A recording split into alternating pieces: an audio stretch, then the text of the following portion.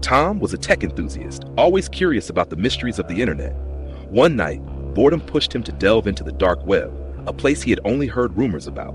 With his VPN on and Tor browser installed, he navigated the murky digital underworld. After some random clicks, he stumbled upon a site called the Silent Page.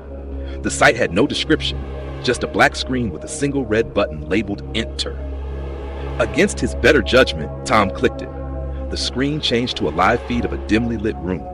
At first it seemed empty, but as he leaned closer, he noticed a figure seated at the far corner, their back facing the camera. A chat box appeared at the bottom of the screen. "Welcome, Tom." Tom froze.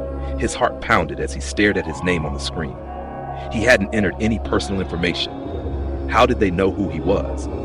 The figure in the video turned slightly, revealing a pale face with hollow eyes that seemed to stare directly at him. Another message popped up. "Don't look behind you." A chill ran down his spine. The room was silent, except for the faint hum of his computer. Against his instincts, he glanced over his shoulder. There was nothing. He exhaled a shaky breath, trying to convince himself it was a prank. The chat box flashed again. "You shouldn't have looked." Suddenly, his computer screen flickered, and his webcam light turned on.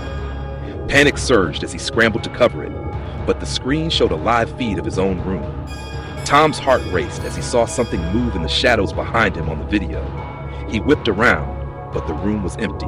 When he turned back to the screen, the figure from the live feed was gone. The chat box appeared again.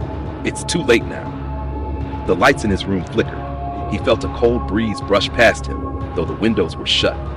The screen went black, and his speakers emitted a low, guttural growl that seemed to vibrate through his bones. Tom tried to close the browser, but his mouse wouldn't move. The growling grew louder, accompanied by faint whispers calling his name. He yanked the power cord from his computer, plunging the room into darkness. For a moment, there was silence. Then, from the corner of his room, a faint rasping voice echoed, "You shouldn't have looked." Tom's screams were muffled by the sound of static filling the air. When his friends came looking for him days later, they found his room in perfect order, except for his computer, which was still on, displaying the Silent Page with a new message. "Next victim ready."